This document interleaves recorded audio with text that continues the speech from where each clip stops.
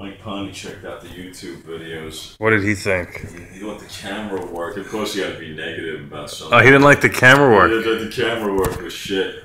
Yeah. You gotta look up more. I mean, you can't have your head down when you do it. That's what he said? Yeah. Yeah, it was great. What else did he say? Yeah, just whatever. Just sample stuff. Yeah. Yeah? So let me know when you're ready there, mate. We're ready. Is this going out to Jerry or everyone in TV land? Everybody in TV land. All right, you're on the air, Robinson. This is an interview with Paul McCartney.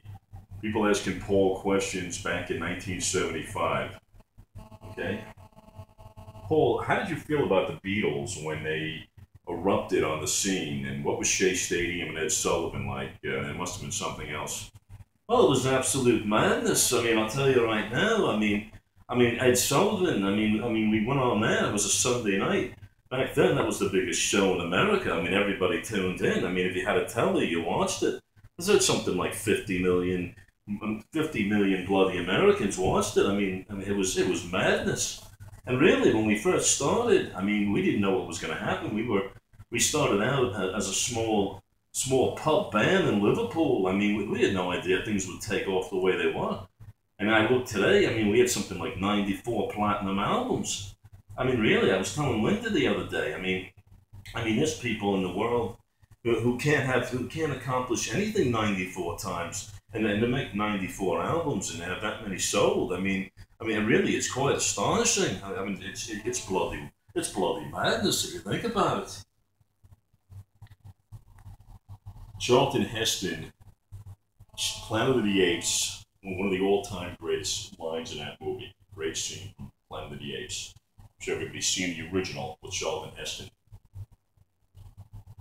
The one astronaut says to Heston, "We have food and water the last 3 days. Absolutely nothing will grow here." Charlton Heston responds, "Well, in that case, if there's no life here, we've got exactly 72 hours to find it. That's when the groceries run out. Which way do we head?" Looks around. That way. Any particular reason? Absolutely none whatsoever. So, Eric, what do you think about the Miami Heat's chances of making the postseason here? They're hanging on in that 7th spot of the season with 10 games left to go. Well, I'm Eric Reed, voice of the Miami Heat. And let me say this before I discuss Miami Heat basketball. When my family gets hungry, there's no other place we like to go than Chili's Grill and Bar. A Chili's Grill and Bar, an absolute slam dunk when it comes to food, service, and pricing. It's funny you say that, Eric, considering we're sponsored by Papa John's. And of course, my second favorite place, I mean, like, everybody loves pizza, and it's got to be Papa John's. Papa John's, always good pizza all the time.